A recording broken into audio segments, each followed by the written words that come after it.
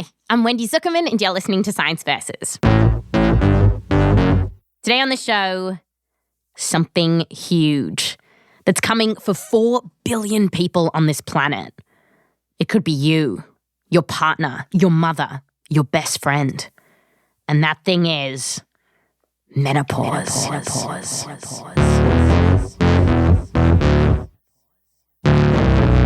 When we asked all of you, our listeners, for questions about menopause, I didn't quite expect so many responses. Hi, Science Versus. I am so glad you're doing something on menopause. I'm like out of breath because I'm like, I better call them right now. We heard from boomers and those just blossoming. I'm only 27. I am 37 years old. 55-year-old. 61. Some of you hadn't started menopause yet, but were worried about what fresh hell was coming your way. Is it terrible? Is it going to make me want to murder my family? My mom, my stepmom, my mother-in-law, they're all going through menopause. And all they say about it is that it's the worst. And for a lot of you, it did sound like the worst. People were getting hot flashes, of course, but also periods were going completely bonkers. Instead of my period slowing down, I get it like every 2 weeks, which just seems obnoxious to me. I had more periods. It should be called menomore. Very short cycles, very heavy periods. Heavy. It was just a horror show, basically. Some of you had this nasty brain fog where you couldn't hold a proper conversation. You were getting mood swings to the point where you didn't recognize yourself. And then bam, I would just be upset for no reason. I never went through any of the things that they talk about, but I will say I gained weight, and the weight that I had completely transformed my body and all settled right around my stomach. So it looks like I'm 7 months pregnant. I have never struggled with weight in my life, but now that I'm in menopause, I've gained 40 pounds within 3 months without changing my diet or exercise. But I have got one symptom that I have not read much about. Every morning when I wake up, there is so much dry skin inside my ears. Unbelievable amounts. I can reach in and sort of peel off, sorry if this is a bit disgusting, peel off a large amount of dry skin, and it just keeps coming. But symptoms? This is just one of the confusing things going on about menopause. There was also this big question that people had about what on earth they should do about it, and in particular, whether or not you should take hormones. For years, we've been hearing that hormones can be dangerous, but some listeners going through menopause thought that they worked almost like a miracle.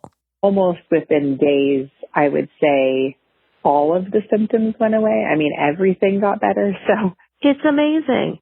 And this tracks with what I'm hearing all over social media, with folks online saying that these drugs are great. And in fact, doctors have been screwing it up for years. For the vast majority of women, hormone replacement therapy is safe and effective and can give a woman her life back. But that option has been taken off the table. It's ridiculous to me. So what's going on here? Are hormones safe or not? And if you don't want to take them, is there anything else you can do? When it comes to menopause, I'm hearing a lot of... It was just a horror show, basically. But then there's science. Science versus Menopause is coming up just after the break.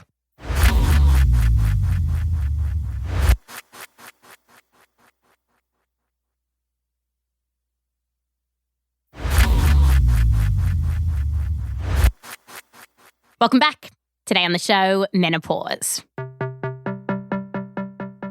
So our adventure into menopause really starts when the number of eggs in our ovaries dwindles, which can kick off this cascade of hormonal changes. And this time in our lives is generally called perimenopause. And the hormonal changes that we're experiencing during this time are actually not the same for everyone. So studies have found that for some of us, our estrogen levels will actually go up during perimenopause. For others, they will go down. And then there's a group of us where our estrogen levels actually won't change that much during this time. So bottom line, do not believe those posts on social media that say we're all going on the same hormonal journey here. Because we're not. But we are all heading for the same destination. At some point, our estrogen levels will drop. We'll also stop getting our period. And if your period has disappeared for 12 months, congratulations, you're officially in menopause. One huge analysis found that most of us will reach this milestone between our mid-40s and mid-50s. But it can happen sooner. And so our first question is just, what are the real symptoms of menopause and the time leading up to it? Because you go on socials and people say that you can blame basically anything on menopause. I talked about this with Dr. Monica Christmas, a gynecologist at the University of Chicago. There's this whole litany of symptoms now, and you can look like, oh my God, I have that. My joints ache. Oh my goodness, my hair is thinning. My skin is dry. My big toe is throbbing. I mean, I'm being and I don't mean to be facetious because I'm actually in menopause right now, and I'm having, I'm taping ice packs to my neck and surgery and all kinds of craziness. So I actually am not minimizing anyone's menopause experience. The most random thing is that last night I woke up at 4 a.m. and my big toe was throbbing. And I was like... But literally, when people say that to me, I'm like, my big toe's kind of throbbing too. I don't think that's menopause, but maybe it is, Okay, but seriously, this idea of, is this weird thing happening to my body because of menopause or something else, is actually a huge question for people during this time. Because the thing is, estrogen does a ton of stuff throughout our whole body. And so it's easy to blame our hormones. But sometimes something else is going on. For me, I just needed to cut my toenails. To our listener with the dry skin in your ear, well, estrogen acts on cells in our skin, so it could be that. But also, doctors told us maybe check if you have a fungal infection. And Monica says, sometimes things are breaking down in our body just because we're aging. And it's hard to sometimes disentangle what's just you're getting older. And I'm, grappling with that aspect in my life too right now but the other side of 50 is real versus what really is due to, menopause. But in the trial of your symptoms versus menopause, there are a few things that menopause is absolutely guilty for. And the first thing, I'm so sorry to say, has to do with your vagina. This was my reaction. Oh no! As we get older, our vaginas atrophy.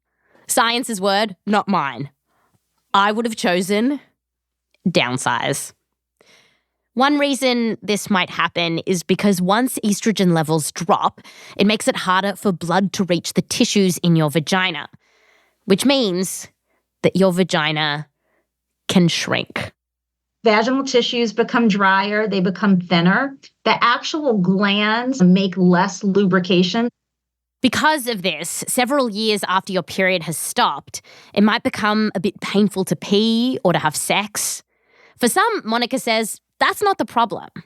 Some people say, I'm not interested in sex. That's not the issue, but I still have a dry, itchy vagina. And they just keep thinking they have a yeast infection and they keep getting treatment and they'll say it works for a little bit, but then I feel itchy again. And the reason it works is because the yeast infection cream probably had a moisturizing effect. So that's why they felt like they had a little bit of relief because the cream helped. But it's not that they really had a yeast infection. In fact, research has found that even though changes to your vagina are one of the most common symptoms of menopause, because a lot of people don't know this, they don't get the proper treatment. Okay, so from your vagina to something coming out of it, your period.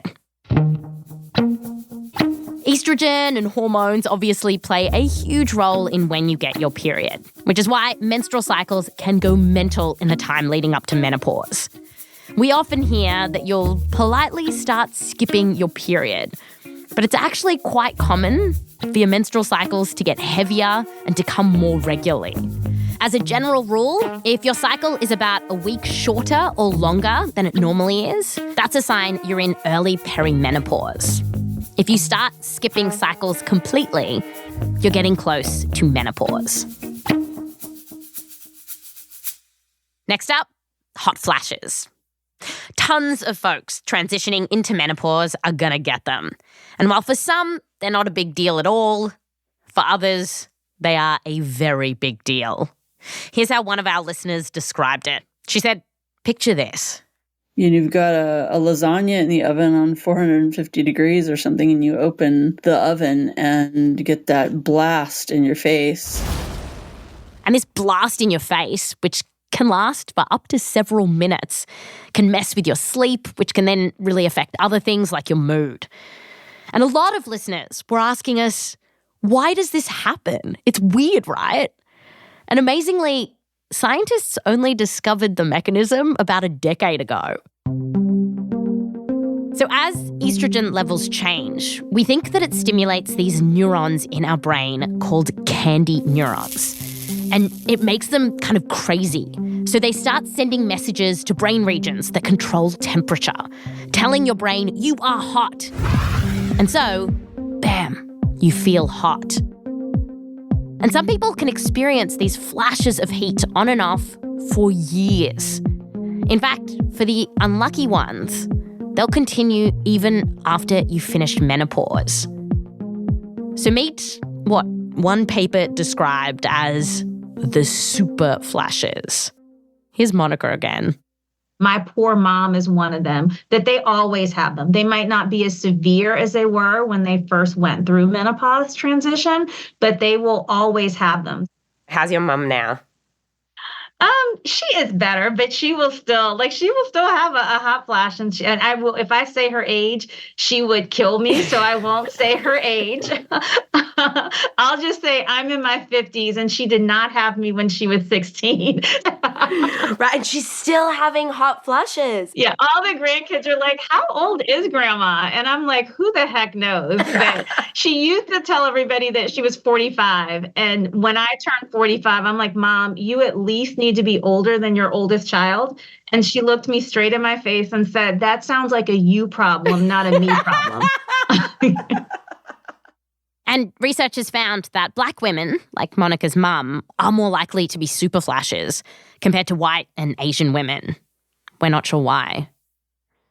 Okay, so if you are getting hot flashes, your menstrual cycle is being weird, chances are you are on the train to menopause. And there's other stuff too, like joint pain and stiffness.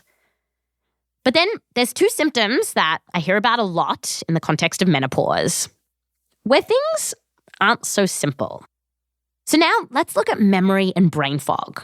This was a really big issue for a lot of you out there. In an email, someone told us, quote, the brain fog was absolutely awful. I lost confidence in even carrying on a conversation because I couldn't find the words to use. So to find out what's going on here, we need Professor Samar Khoudary at the University of Pittsburgh. And she's been studying menopause for almost 20 years. I see how I used to study it without fear, but now I could see that I'm living it. You know what I mean? Yes. So if that's what... Study it without fear. Yeah, that... Even when I'm building this episode, I completely understand where you're coming from. Yeah. So a lot of people in perimenopause, around 60%, say they're having attention and memory problems. You know, sometimes you are talking and you want to remember name of someone. You feel like it's there. You want to say the name and you are not able to remember. And it makes sense that changes to your hormones could affect how you think, because we know that estrogen does really important stuff to our brains, like it helps memories to form.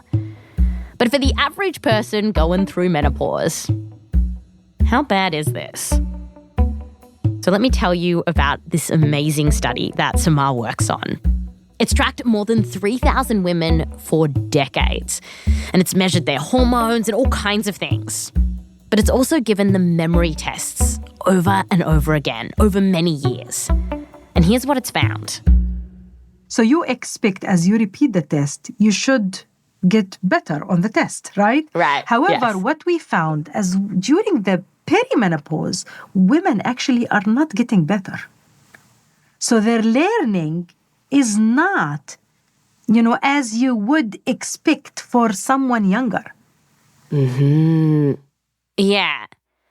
Their test scores didn't drop. They just didn't go up. So it's not like going through menopause trashed their memory. And other research finds this kind of thing too. So, for example, one study gave women a list of words to remember and found that during perimenopause, they weren't so good at this.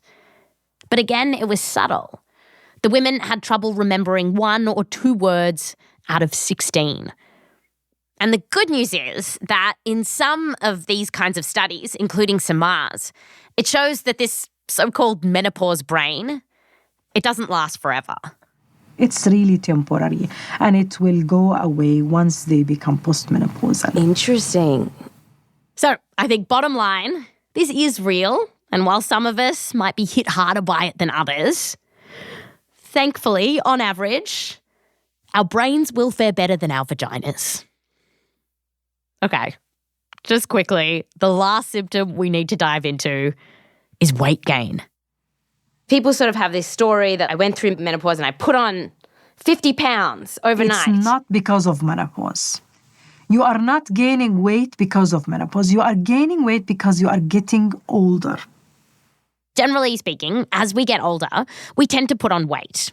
In the study Samar works on, women tended to put on around 2 kilos or 4.5 pounds over 3 years.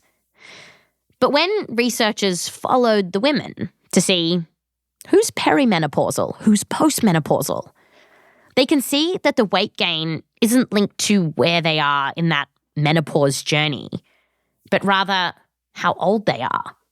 And other studies have found the same thing. So one big review paper wrote, quote, "Weight gain per se does not appear to be affected by the hormonal changes of the menopause." But then what about all those people at the start of the show talking about how they had all this belly fat all of a sudden? Well, if that's you, you're not imagining it, because menopause is doing something here. Menopause and the hormone would affect where this fat go in your body. So you see women start to accumulate more fat in their abdomen. Yeah, so the hormonal changes during menopause tell your body to change where it stores fat. And for some mad reason, it's redirecting that fat to your belly. In one study, postmenopausal women had around 50% more fat inside their abdomen compared to premenopausal women. So for those really feeling this menopausal belly fat, it could be this 1-2 punch. We tend to gain weight as we get older, and then our body shoves it in our tum. So here's where we're at. The adventure into menopause can be a real drag. I mean, for one, it can dry out your vag, it can give you hot flashes that for some of us will hang around for years. It can affect our memory, although for most of us that won't be too bad, and it can affect our body shape. Our next question is, what can we do about all this? Because on Instagram and podcasts and news reports, it feels like there is one message screaming from the rooftops. Just take hormones. So should you do it? That's coming up.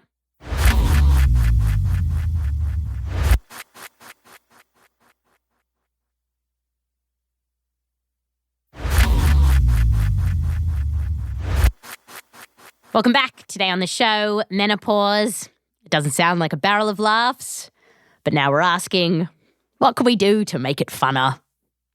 The treatment getting a lot of buzz right now is hormone therapy. And the idea is that you take a synthetic version of the hormones that your ovaries are no longer pumping out. And what's confusing here is that for years we've been hearing that these hormones can be dangerous and can cause things like breast cancer. But now the pendulum is swinging in the other direction, with folks online saying that these drugs are safe and can work wonders for your menopausal symptoms. And yet, doctors have been withholding these drugs from us. Why? Well, apparently, it's all because of one study. Scared off, say advocates, by an NIH-funded study called the Women's Health Initiative, or WHI, from 2 decades ago, that they say dramatically overstated the risk of hormones. The thought that estrogen causes breast cancer is the worst thing that came out of that study because it's not true. What we know, and this is not controversial, women that take estrogen alone have a decrease in getting breast cancer. And this is the message that is not getting out. It's hands down the biggest screw up of the entire medical field in the last 25 years. That I won't be able to think of a bigger act of incompetence than what happened with the Women's Health Initiative. I've been involved with the WHI since the study inception. That last voice, that's Professor JoAnn E. Manson at Harvard Medical School. She's been working on the Women's Health Initiative for more than 30 years. She does not think that it is the biggest act of incompetence. But let's get into it. Because this study might be the single most influential study out there that's affected our perception of these hormones and whether or not they're going to help us or hurt us during menopause. Let's start our story in the 80s and 90s. Some early research had suggested that if you're an older woman and you took these hormones, it could prevent heart disease. And so doctors were giving out these drugs like jelly beans. But at that time, JoAnn and a huge team of researchers wanted to find out if this was really true. Did taking hormones like estrogen and progestin, which is the synthetic version of progesterone, did that really prevent heart disease? So they launched this huge study. And because heart attacks are such a big killer in the US, women were lining up to be involved. We had a slogan, be part of the answer. And so many women in the study would talk about they just want to be part of the answer, not only for themselves, but for women of future generations, for their daughters, granddaughters. And it was very exciting. It sure was exciting. More than 27,000 women over 50 signed up. Some were given hormones, others were just given a placebo. And this study was trucking along for 5 years. But then the researchers started analysing the data, and they found something that they really didn't expect.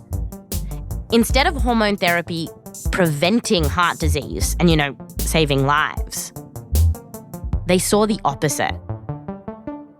An increased risk of heart attack, stroke, blood clots in the legs and lungs, and breast cancer.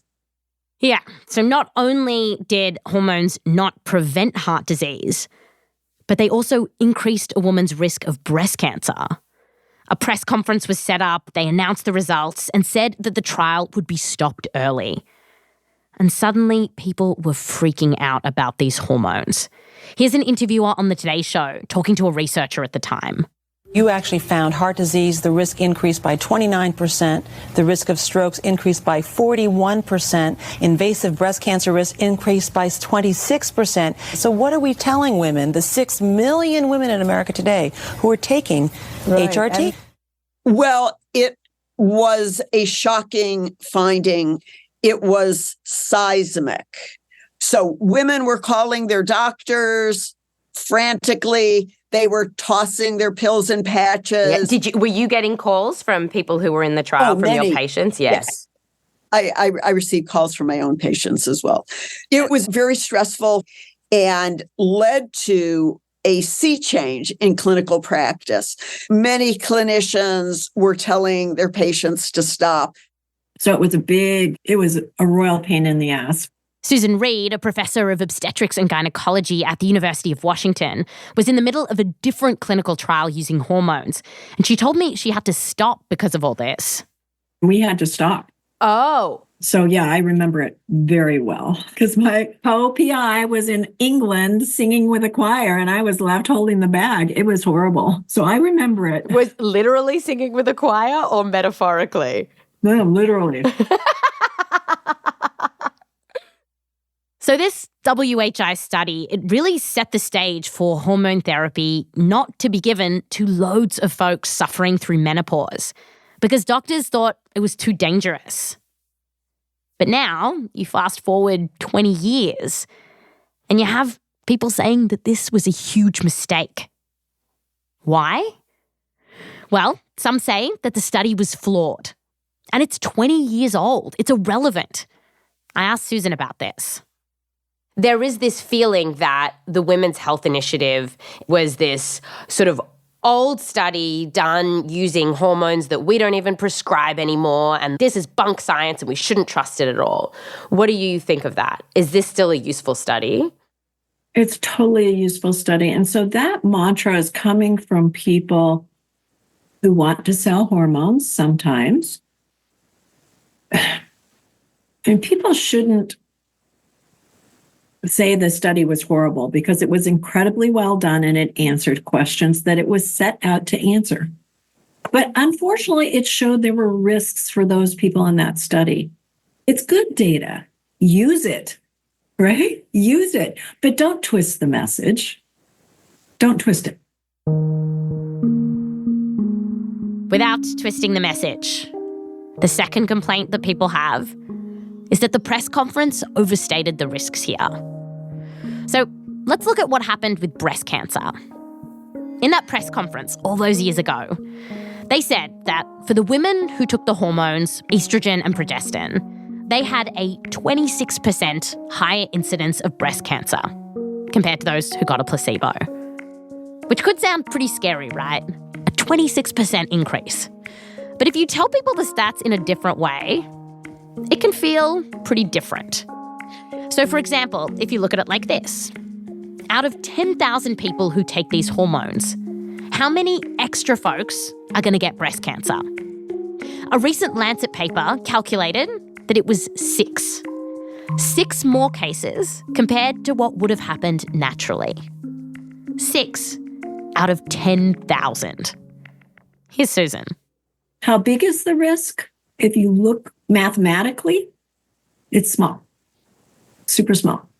Less than 1 in 1,000 per year attributed to the hormones. They are small, but you need to know about them. Any risk might be scary to someone if they had 3 family members die of breast cancer. They don't want it.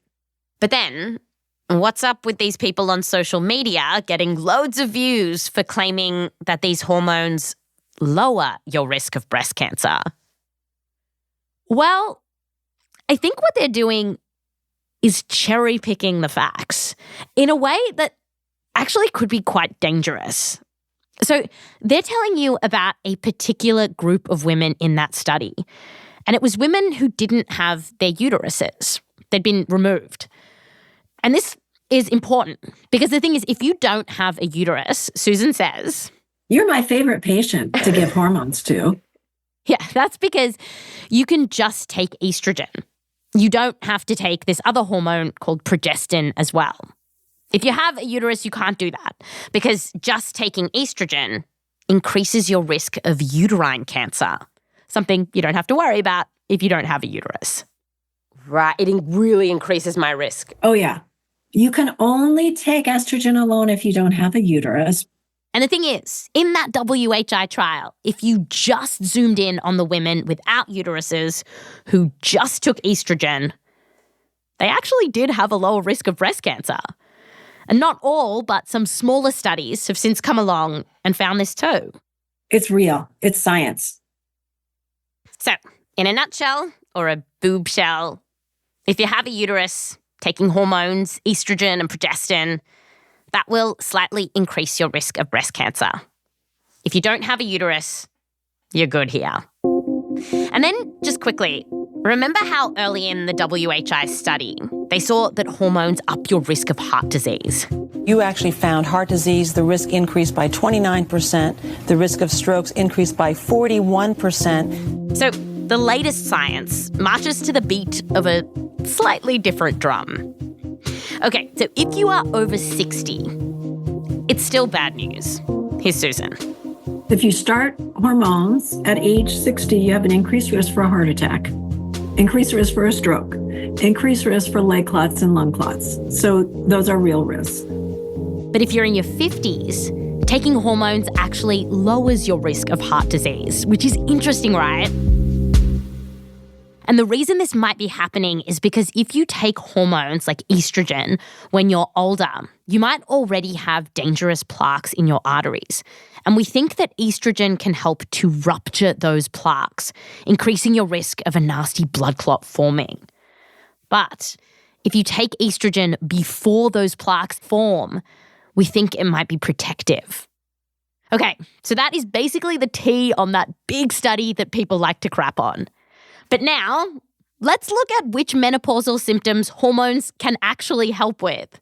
Because Monica hears over and over again these stories about the magical powers of these drugs. That hormone therapy is going to fix everything. It's going to make me skinny. It's going to make me happy again. I'm going to have all this energy. The truth is that hormone therapy can be great for a few different things. Like, it can help your poor, downsized vagina. Researchers found that estrogen put straight into your vagina, which is quite safe even if you have a uterus, can even increase the number of blood vessels in your genital area, which is exciting. Treatment with local vaginal estrogen can be extremely helpful. Hormones are also great for hot flashes and night sweats. One review found that hormones reduce hot flashes in peri- and postmenopausal women by around 75% compared to a placebo. And Monica says that this means other stuff can get better too. If I give you hormone therapy and your hot flashes and night sweats resolve or get better and you're sleeping better, then you probably will have more energy. You will have more clarity, right? But if that's not actually the trigger, just taking hormone therapy isn't going to make your brain fog go away. Which takes us to the stuff that hormones don't really help with. Studies find that they don't seem to improve memory problems. Research on depression isn't great either, but it might help if you're in perimenopause. Hormones are also not particularly great at helping you shed that belly fat. So, should you take them or not? Well, over and over again, I heard basically the same advice from academics and doctors. You look at what your symptoms are, ask yourself, how bad are they? Can hormones actually help with them? And then you balance that against the small but real risks here. And generally speaking, take the lowest dose that helps with your symptoms and don't stay on these hormones any longer than you need to. Here's Monica again. We don't want to mislead people by saying, this is safe. It's like jelly beans. Everybody should be on it. It's still a low risk. It's not zero, but it's still a pretty low risk. And I don't think that that's in a really symptomatic individual that's really having problems. Their quality of life is just terrible. Those people should not be afraid, or doctors should not be withholding hormone therapy from them because vast majority of people will be fine. And I think that's the key point there. Okay, so our last question on this menopause bonanza is, what if you want to try something more natural? You don't want to take the hormones. Well, Susan Reed has studied a bunch of options out there. We like to take herbs, right? We like vitamins. We like herbs. We think it's going to be natural. We think it's going to be good. How's the data on that? Not so hot. It's just not so great. That's really a bummer. It's really a bummer. So Susan did a big clinical trial to see if one of the most popular supplements for menopausal stuff, black cohosh, could help with hot flashes or vaginal symptoms against a placebo. And it did bupkis. What do your patients tell you when after you did this study and you're like, I don't see it helping? They hated us, right? They hated us. They wanted their black cohosh. In fact, our naturopathic physician, who was part of our team, who really helped us with all this, she sobbed. She sobbed. Wow. Oh. She was so sad because this was what she told all her patients. I mean, it was really sad. Susan has also looked into phytoestrogens. Sometimes people take them as a supplement or eat foods high in them, most famously soy or tofu. And this might work. It's actually kind of cool because special bacteria in the gut can take that soy and then transform it into a molecule that acts a bit like estrogen in your body. The thing is, though, it only works if you have those special gut bugs, and a lot of us don't. Plus, you need to eat a lot of phytoestrogens. You can't just drink soy lattes. It's not gonna do it. Instead of supplements, try exercise, including weight training. It can help with loads of things like your sleep, your mood, your bones, and maybe even it might help you to maintain your weight. But it doesn't look like you can outrun your hot flashes. And when it comes to hot flashes, there is actually a new drug that doesn't muck about with hormones, but instead tweaks that candy neuron system that we talked about at the start of the show. And just quickly, Susan has found something recently that she thinks is really awesome and just might help you with your trouble sleeping and your hot flashes. It's perfectly safe, and it is your mind. Susan and other teams have found that cognitive behavioral therapy, so just using your brain to reframe your hot flashes as not being so bad, can help. Our minds are powerful. It's exciting. You literally can change your perception of that hot flash and how bothersome it is for you. And we saw a benefit that was better than you might have seen with a pill. Have you had any pushback of like getting women to do therapy for menopause is telling them it's all in their head once more? Oh, no, I flip that. I don't say it's in their head at all. It is real. But I flip it to say, your mind is powerful and look what you can do with it. You can do with your mind more than you could do with a pill. So, when it comes to science versus menopause, what is going on? Well, the most common symptoms are hot flashes, bonkers periods, and vaginal troubles. And while it might not make you pour on the pounds, it can put those pounds on your belly. As for a cure, hormone therapy is far from the panacea that people might claim, but it can be really helpful for some things, including hot flashes and itchy vaginas. But you know what? Because everyone's estrogen journey is different, it's possible that it could be really helpful for your symptoms. There are just a few risks you need to know about, particularly breast cancer and if you're over 60, heart disease. Meanwhile, there are other things you can try, like CBT. Here's how Monica, who, if you'll remember, is currently ice packing her way through menopause, thinks about this whole wild ride. It is unavoidable. If we're lucky to live long enough, you're going to go through menopause. Menopause isn't a disease. It's a natural process. And I think with this whole monetization of menopause right now, it makes it seem like there's a fix for it. And yes, by and large, there's treatment to help certain symptoms, but there's no magic pill to stop the aging process.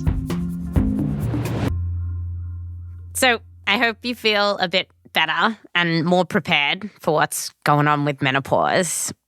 And if you are still feeling very freaked out about all this, Susan told me, menopause, it's not all bad. If you are someone that gets moody around your period, if you feel bloated, if you get painful cramps, for a lot of us, it all stops. Life is one nice, smooth ride. There's none of that up and down. Oh, yeah, some people love it. Some people are totally like, you don't have to think about contraception anymore. It's liberating. Great. It's very liberating. Great. One listener told us that she can wear white jeans again, and she looks really cute in white jeans. Yeah. Yeah. And you don't have to buy new sheets. Yeah. That's science versus. This episode on menopause has 158 citations. 158. Oh my gosh. If you want to see these citations, if you want to read more about anything I've said on this show, then just go to the show notes and there's a link to the transcript. I really hope that this helps you understand what's going on because there is so much garbage on social media about this. I just really want to thank all of our listeners who got in touch, whether it was on email or voicemail. I listened to all of those voicemails and I just my heart went out to every one of you. I cried a couple of times. I just really appreciate you getting in touch and trusting us with your story. We always love hearing from you. So if you want to get in touch, I'm on TikTok at Wendy Zuckerman, and we are on Instagram, science_VS.